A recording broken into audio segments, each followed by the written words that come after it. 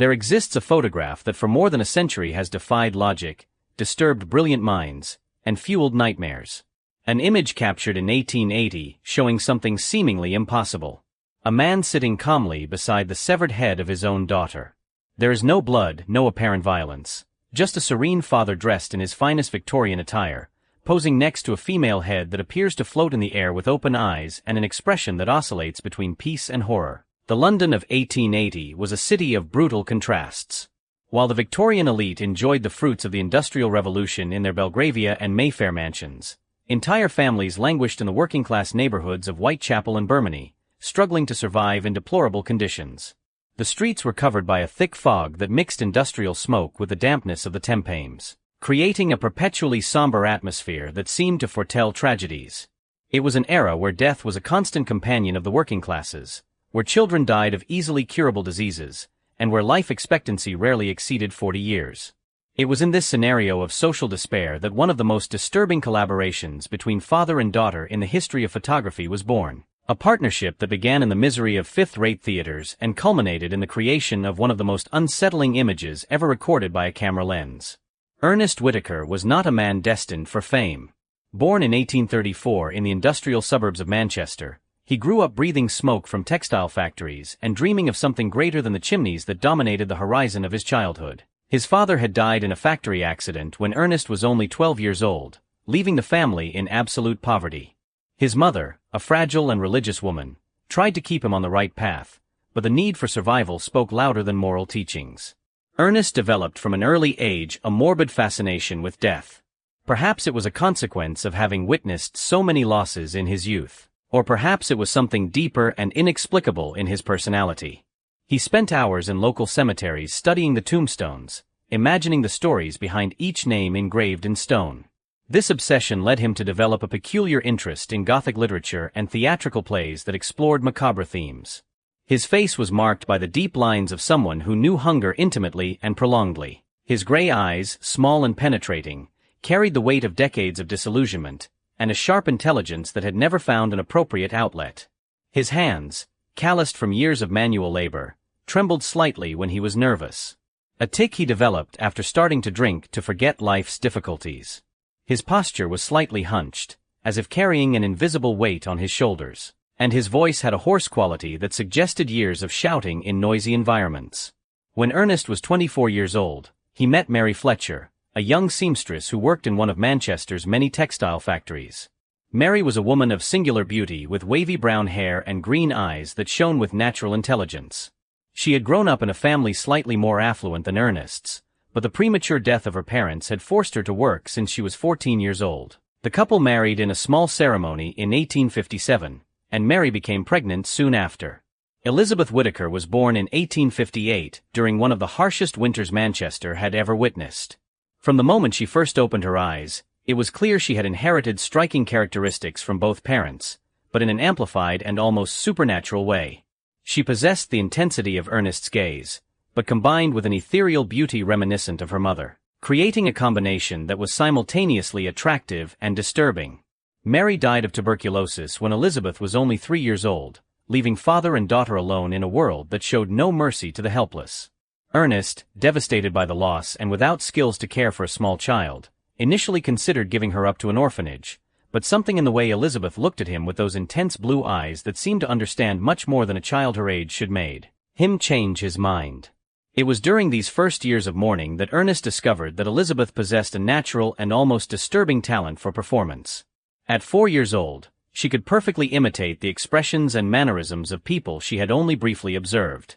At 5, she could already recite long passages of poetry she heard only once, and her ability to control her facial expressions was so developed it was unsettling. Elizabeth grew up in an atmosphere impregnated by her father's obsession with death and the macabre. Nest, unable to provide his daughter with formal education, compensated by teaching her everything he knew about literature, theater, and art. He read to her passages from works by Edgar Allan Poe, Bram Stoker, and other masters of Gothic horror.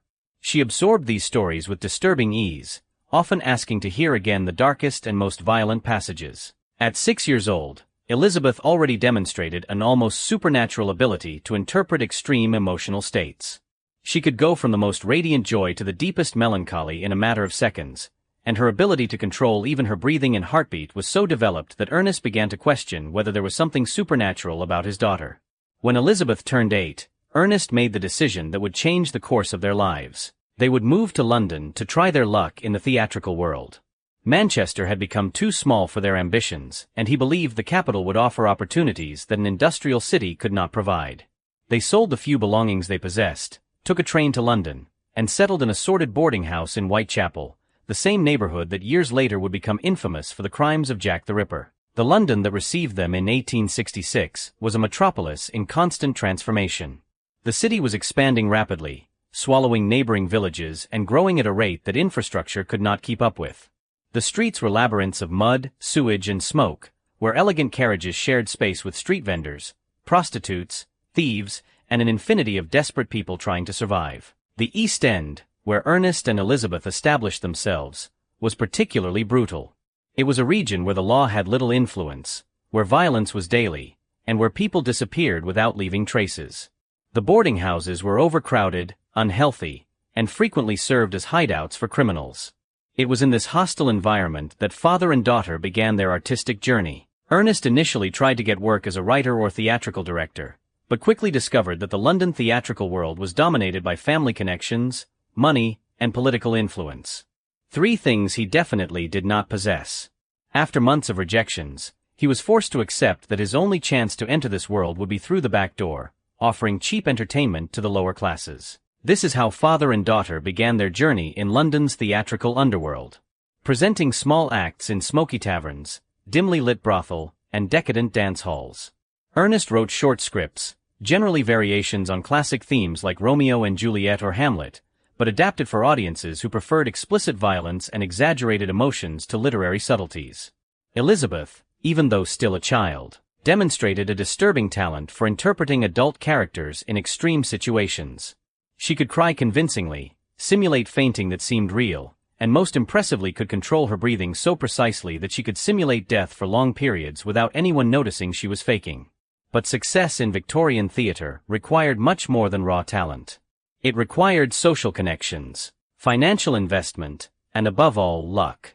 3 elements the Whitakers simply did not possess.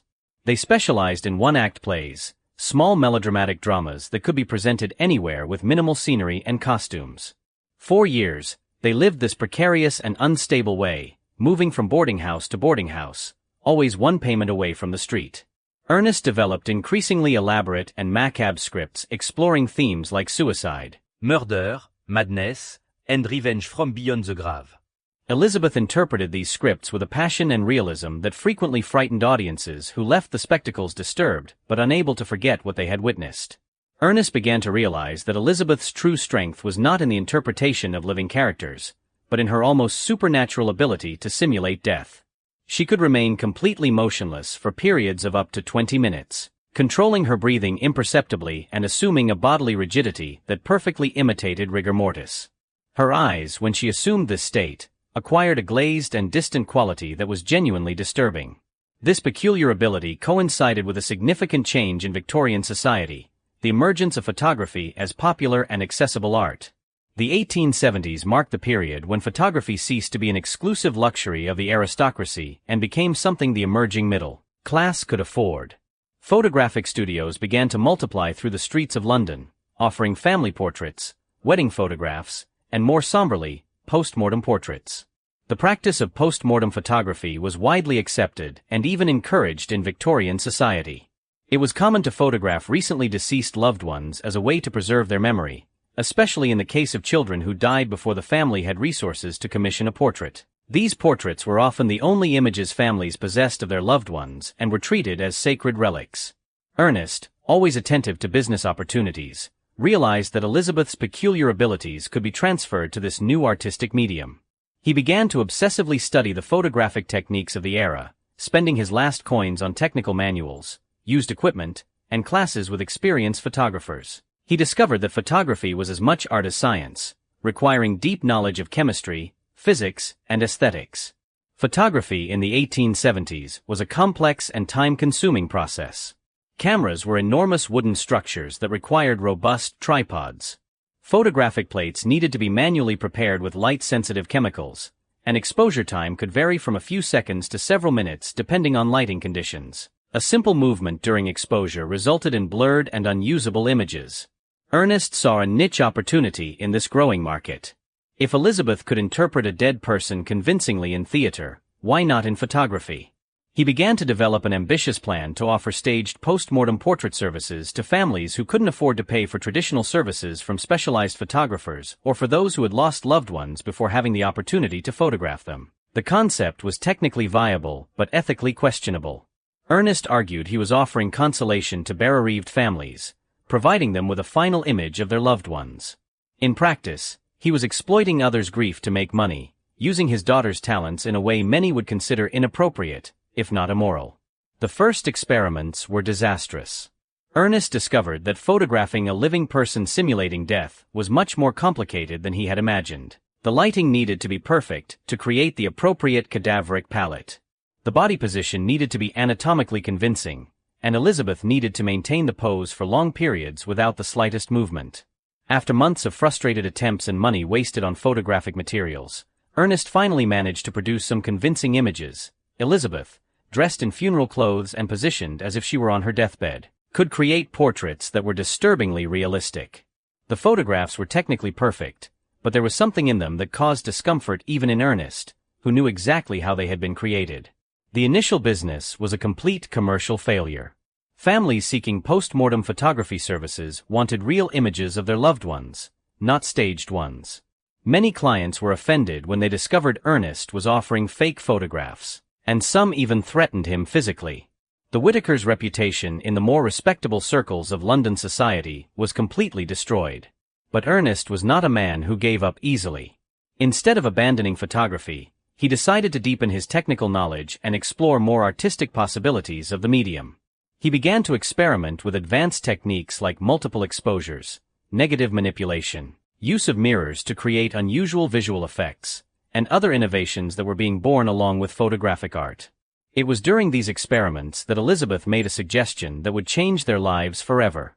She had developed during years of theatrical performance a technique where she could position her body so that only her head was visible, creating the illusion that it was separated from the rest of her body. "What if we photograph this, Father?" she asked one winter night in 1879 while they practiced in their rented room lit only by candles that created dancing shadows on the peeling walls, something no one has ever seen before. Ernest was simultaneously fascinated and disturbed by the suggestion. The idea of creating a photograph showing an apparently severed head was technically challenging, artistically provocative, and potentially lucrative, but it was also morbid, even by the standards of the time, and could result in legal consequences if authorities interpreted the image as evidence of a real crime. After weeks of consideration, Ernest decided to accept the challenge. He began to meticulously plan a photograph that would defy all known visual logic. Using his newly acquired knowledge of photography and Elizabeth's unique talents, he conceived an image that would be simultaneously impossible to explain and completely convincing to anyone who observed it. The technical preparation took months of obsessive work.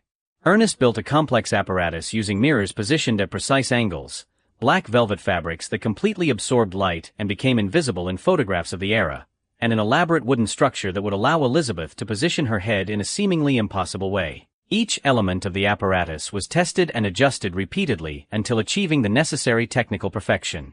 He intensively studied light angles, tested different types of photographic exposure, and rehearsed every microscopic detail of the pose with Elizabeth until she could maintain the position for periods of up to 30 minutes without the slightest movement.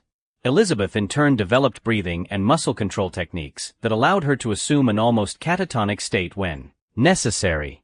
The final technique was ingeniously simple in concept, but required almost surgical precision in execution. Elizabeth positioned herself behind a carefully constructed structure covered with black velvet fabric with only her head visible through an opening precisely calculated to create the desired optical illusion. Ernest, dressed in his finest Victorian attire, clothing borrowed from a local loan shark in exchange for future work, sat beside the structure, creating the illusion that he was calmly posing with his daughter's severed head. But Ernest's true genius was in the psychological and visual details that made the image emotionally impactful. He had studied hundreds of real mortuary photographs, analyzing every aspect that made an image convincing as a representation of death. Elizabeth's eyes were treated with a light chemical solution that gave them the glazed and opaque quality characteristic of post-mortem eyes. Her skin was powdered with a special mixture that created the appropriate cadaver pallor, and her facial expression was carefully calibrated to convey a morbid serenity that suggested peace after death. The environment where the photograph would be taken was also meticulously prepared. Ernest rented a small abandoned photographic studio in Bermany, an industrial area where strange activities were less likely to attract unwanted attention. He decorated the space with elements that referred to a Victorian funeral environment: heavy curtains, dark furniture, wilted flowers, and other objects that contributed to the somber atmosphere of the composition. The first attempt to capture the image was a complete technical disaster.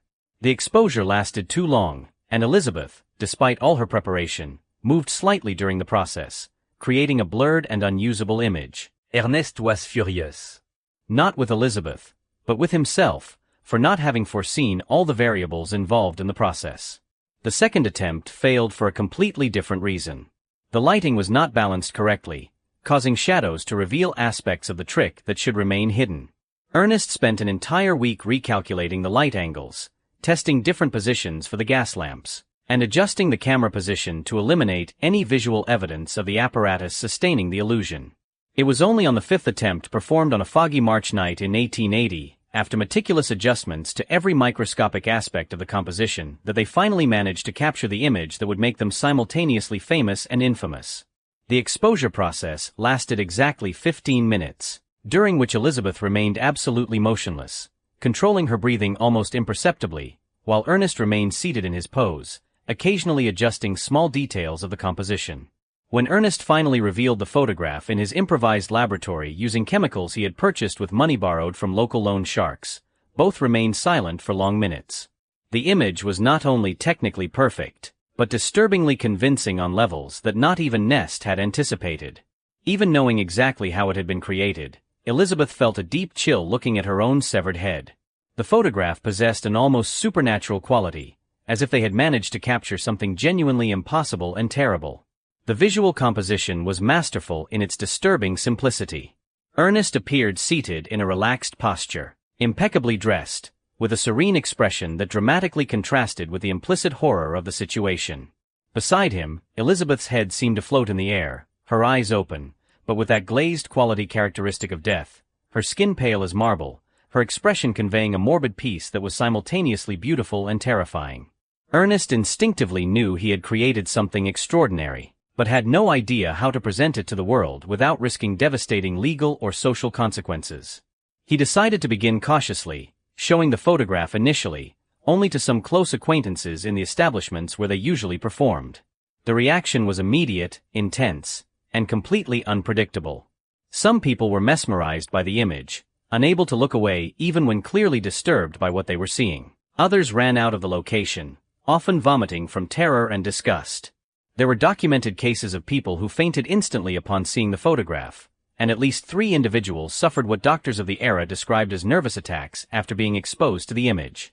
But perhaps the most significant reaction came from a small but influential group of people who demonstrated neither fear nor disgust, but rather intellectual fascination.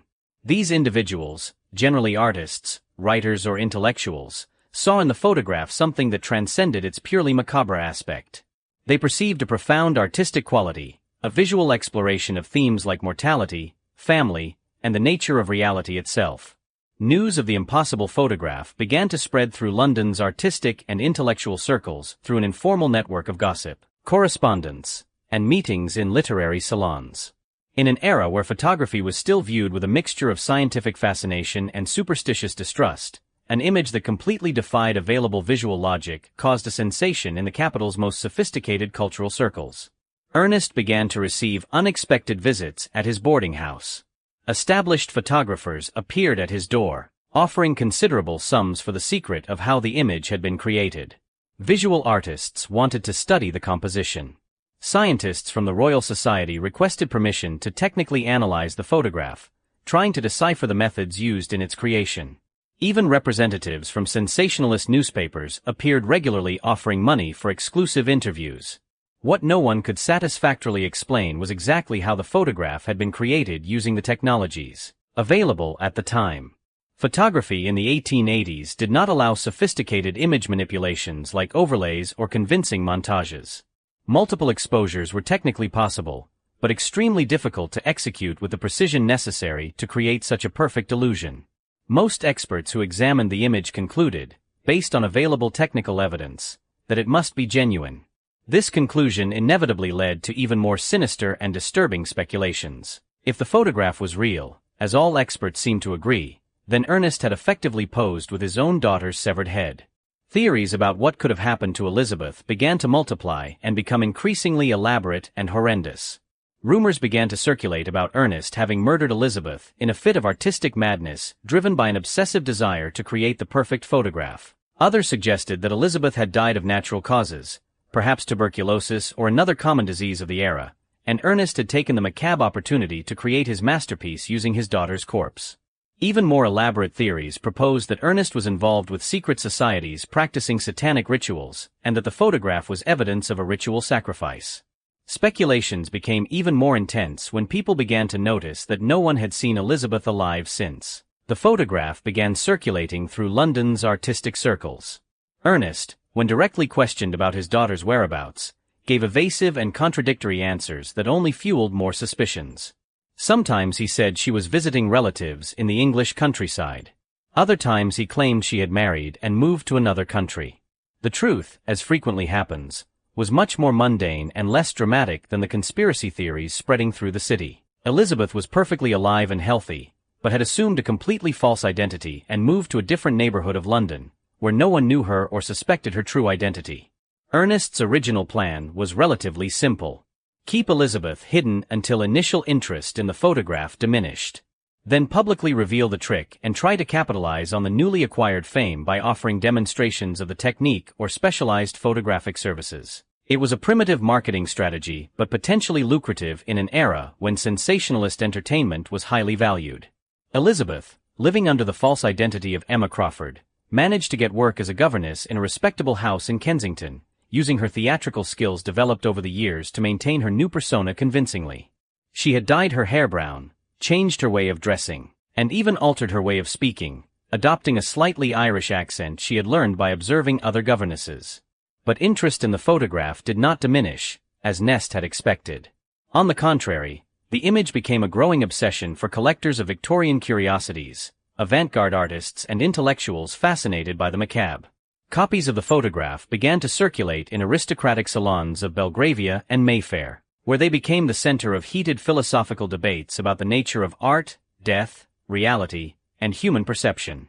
Some members of the intellectual elite saw the image as a deeply significant artistic representation of human mortality and the fragility of life.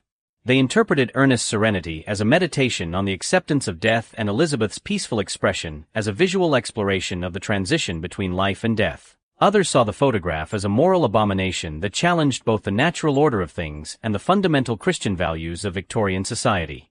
Ernest, initially excited about the intellectual attention his creation was receiving, gradually began to realize he had created something that was completely beyond his control.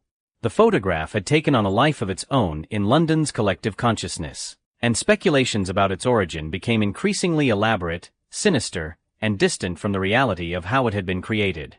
He tried several times to publicly reveal how the trick had been executed, offering technical demonstrations and detailed explanations of the process to journalists, photographers, and other interested parties.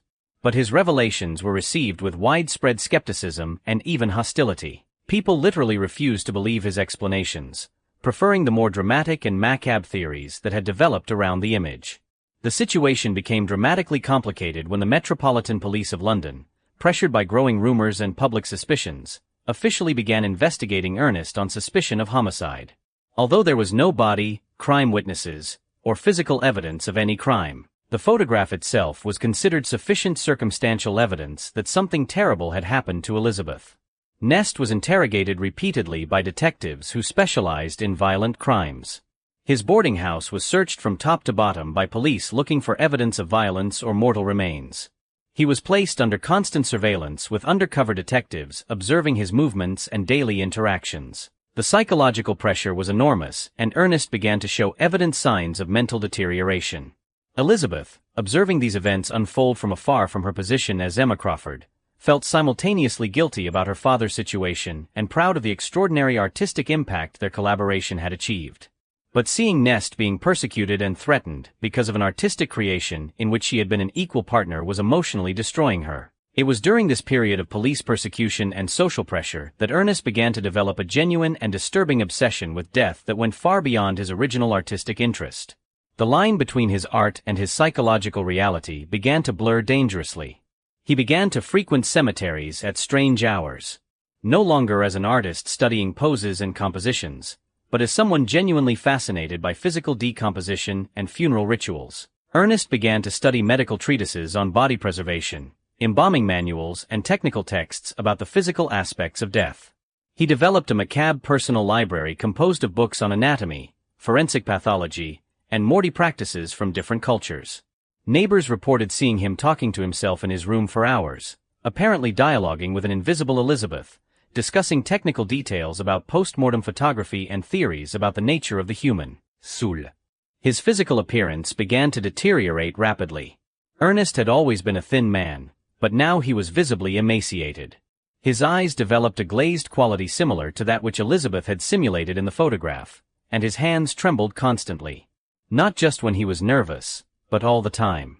He began to wear increasingly dark and formal clothing, as if perpetually dressed for a funeral. The photograph, meanwhile, continued to gain notoriety not only in London but internationally.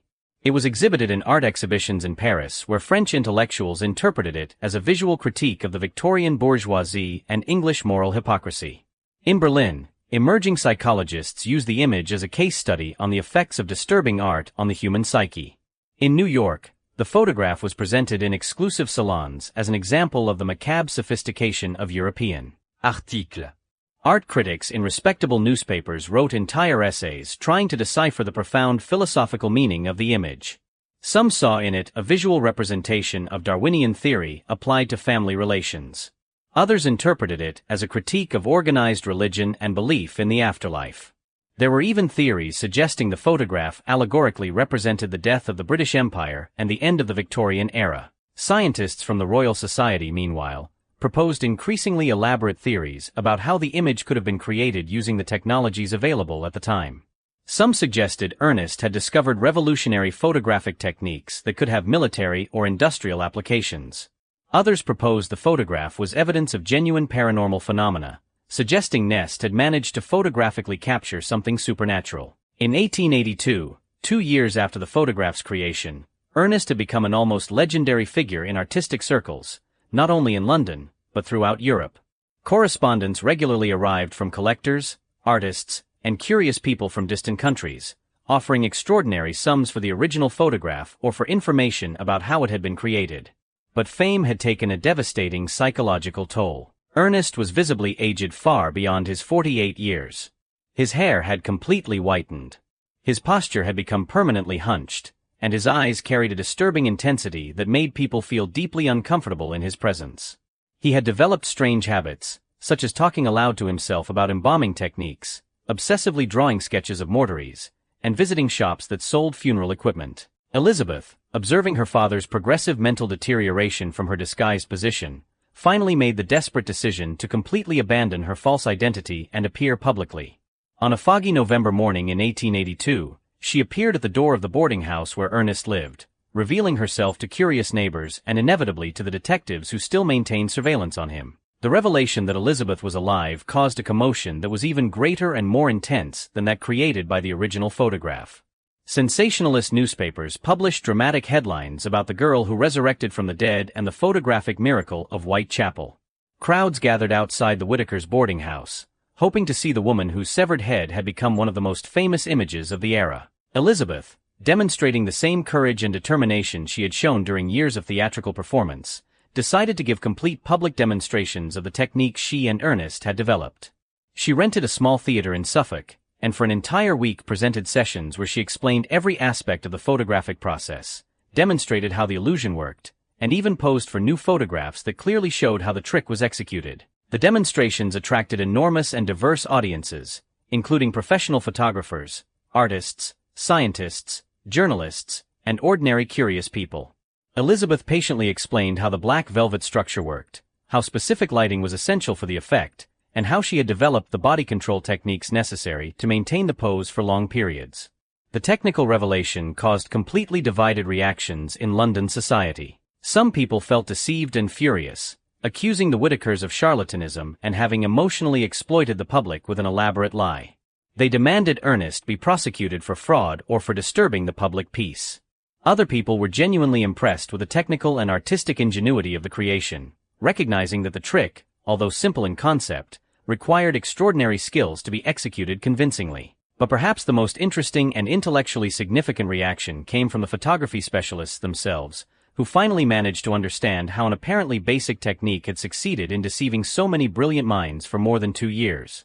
They recognized that the Whitakers' true genius was not just in technical execution, but in the profound psychological understanding of how people perceive and interpret visual images. The complete technical explanation Elizabeth provided was in fact elegant in its fundamental simplicity. She had positioned herself behind a carefully constructed structure covered with black velvet of the highest quality, a material that completely absorbed available light at the time and became photographically invisible. Her head emerged through an opening that had been precisely calculated and positioned to create the desired optical illusion. While the rest of her body remained completely hidden, lighting had been the most technical and difficult aspect of the process. Ernest had positioned gas lamps at specific angles mathematically calculated to eliminate any revealing shadow that could expose the presence of the hidden structure.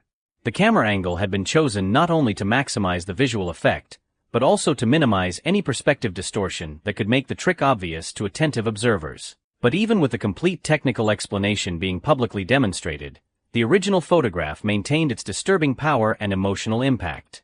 There was something in Elizabeth's specific expression, something in Nest's particular serenity, and something in the overall composition of the image that completely transcended its purely technical aspects. The photograph had managed to capture something deeper and more universal about human nature, about our collective fascination with death, and about our fundamental psychological need to create mysteries and legends around the inexplicable. Ernest unfortunately never managed to fully recover from the traumatic psychological experience of the previous 2 years. Even after the public revelation of the trick and the elimination of criminal suspicions, he continued obsessed with the photograph and its broader philosophical meaning. He wrote extensively about the experience during his final years, producing literally hundreds of pages of dense and frequently incoherent notes about the nature of art, illusion, reality, and death.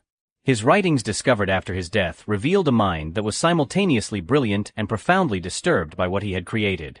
He theorized obsessively about the philosophical implications of creating an image that seemed to show something impossible, about the power of art to alter the perception of reality, and about the moral responsibility of artists who create works that profoundly affect people who observe them.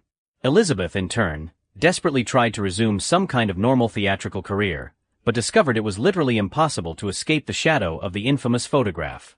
No matter what role she played or in what place she appeared, she was always known by the public only as the girl with the severed head. Each performance was inevitably overshadowed by her photographic infamy, and theatrical critics always made reference to the photograph when commenting on her work. The irony of the situation was profoundly bitter. Elizabeth had spent her entire youth dreaming of theatrical fame and artistic recognition. But when she finally achieved international fame, it was for a single static image instead of her live performance skills. She had become world-renowned for simulating death instead of bringing theatrical characters to life. Eventually, Elizabeth made the painful decision to completely abandon theater and seek a career that would allow her to live more anonymously. She became an arts teacher at a small school in the London suburbs where few colleagues knew her personal history. She lived a deliberately quiet and modest life, avoiding any activity that might remind her of her past infamy. The photograph, meanwhile, continued to circulate and intrigue people for decades after its initial creation. It became a classic case study for psychologists interested in visual perception and the way people process disturbing visual information. Art historians studied it as one of the first examples of deliberate and artistic image manipulation historically documented. Anthropologists used it to examine the specific cultural obsessions of the Victorian era with death, the macabre, and the boundaries between life and death. During the 1890s and 1900s, dozens of researchers and artists tried to recreate the exact technique the Whitakers had developed, but very few managed to equal the technical perfection and devastating emotional impact of the original image. The photograph had become a technical and artistic standard by which all other photographic Illusions were inevitably measured and compared. In 1903, Ernest Whitaker died in circumstances some observers considered profoundly suspicious and symbolically appropriate. He was found one winter morning in his room, seated in an old wooden chair with a completely serene expression on his face. There were no visible signs of physical violence, acute illness, or suicide. And the doctors who examined the body officially concluded he had died of natural causes, probably a heart attack. But those who knew Ernest intimately noticed something profoundly disturbing about the scene of his death. He was positioned exactly the same way as in the infamous photograph, with his body posture, his clothes, and even his facial expression precisely imitating his pose in the image he had created 23 years earlier. It was as if he had consciously chosen to die, physically recreating his artistic masterpiece. Elizabeth attended her father's funeral, but remained at the back of the small white chapel church, wearing a heavy veil that completely covered her face and made her identity unrecognizable to others present. She never again spoke publicly about the photograph, about her father, or about the extraordinary events that had defined her youth. After the funeral, she completely disappeared from London public life. Elizabeth lived the rest of her life in complete anonymity, working quietly as a teacher and eventually retiring to a small nursing home in the London suburbs. She died in 1934 at 76 years old during one of the harshest winters England had experienced in decades. Her few personal belongings discovered after her death included a single carefully preserved copy of the infamous photograph kept in a drawer, along with hundreds of letters Ernest had written during his final years of life. Today, more than a century and a half after the photograph's creation, it continues to be studied in university courses on photography history, visual perception psychology, and Victorian art. It is universally recognized as one of the first historically documented examples of successful artistic photographic manipulation, preceding by many decades techniques that would become commonplace in the digital era. But perhaps the most fascinating and enduring aspect of the story is how a relatively simple photographic illusion managed to capture something absolutely fundamental about human psychological nature. The Whitaker's photograph demonstrated our collective willingness to believe in the impossible when presented convincingly, our profound cultural fascination with the macabre and forbidden, and our psychological need to create elaborate mysteries and dramatic legends around events we cannot immediately explain. The photograph was not just about advanced photographic technique or sophisticated visual illusion. It was fundamentally about the transformative power of art to challenge our established perception of reality. About how a single image can become more culturally powerful and lasting than the factual truth it represents. And about how mystery and ambiguity can be artistically more convincing and emotionally impactful than clear and direct explanations. Modern experts in digital photography using extremely advanced computational analysis technology have managed to examine every individual pixel of the original image and confirm exactly how it was created using 1880s methods. They can identify and point out the microscopic evidence of the technique used, mathematically explain every aspect of the optical illusion, and even create digitally enhanced versions that are even more convincing using contemporary photographic methods. But even with all this detailed technical analysis and complete scientific understanding, the photograph maintains its fundamental power to disturb, fascinate, and emotionally impact people who see it for the first time. There is something in Elizabeth's specific expression, something in Ernest's particular serenity, and something in the overall visual composition of the image that completely transcends its creation technique. The photograph managed to capture a moment of perfect artistic illusion, where the lines between art and reality, between life and death, between possible and impossible become completely confused and indistinguishable. The complete story of the Whitakers also perfectly illustrates the complex artistic, social, and moral dilemmas of the late Victorian era. It was a time of extremely rapid technological changes where new forms of art and communication constantly emerged and transformed society. But it was also a time of rigidly established social conventions and inflexible moral codes. The Whitaker's photograph simultaneously challenged both aspects of this contradictory culture, using genuinely innovative technology to create something that completely violated the dominant moral and religious sensibilities of the era. Ernest and Elizabeth Whitaker were not artists in the traditional or academic sense of the word. They were fundamentally desperate people socially and economically, struggling to survive in a society that offered very few legitimate opportunities for poor though talented people. Their artistic masterpiece was born directly from economic necessity and social despair, not from abstract artistic inspiration or formal education. And perhaps it is exactly for this reason that it resonates so deeply with audiences from different eras and cultures. The photograph also serves as an important historical reminder that the most convincing and lasting mysteries are often those based on relatively simple techniques executed with absolute perfection. In our contemporary era of infinitely sophisticated digital special effects and computational image manipulation, it is genuinely humbling to remember that a basic photographic technique from the 1880s managed to completely deceive technical specialists, scientists, artists, and intellectuals for years. Today, when we look at the Whitaker's photograph with complete historical knowledge about its creation, we see multiple layers of cultural, artistic, and psychological meaning that probably neither Ernest nor Elizabeth consciously imagined when they created it on a cold March night in 1880. We see a visual commentary on the fundamental nature of art and illusion, on the psychological power of images to challenge our perception of reality, on our collective fascination with the macabre and forbidden, and on how technology can be used creatively to question and subvert our established understanding of what is possible. But perhaps more important than any technical analysis or artistic interpretation, we see a deeply human and moving story. It is the story of a father and daughter who, facing extreme poverty, social isolation, and economic despair, managed to collaborate to create something that completely transcended their limited personal circumstances. Something that continued to fascinate, disturb, inspire, and question people for more than a century after its original creation. The photograph remains today as a lasting testament to the transformative power of artistic collaboration, the importance of creative persistence in the face of seemingly insurmountable obstacles, and the extraordinary capacity of human imagination to transform technical and economic limitations into revolutionary artistic opportunities. Ernest and Elizabeth Whitaker may not have achieved the traditional theatrical fame they originally sought, but they achieved something possibly much more significant and lasting. They created a work of art that defies time, questions reality, and continues to impact our perception of what is possible through art. And so, more than 140 years after its creation on a foggy Victorian London night, the photograph of the man who sat with his daughter's severed head continues to remind us of a fundamental truth about human nature.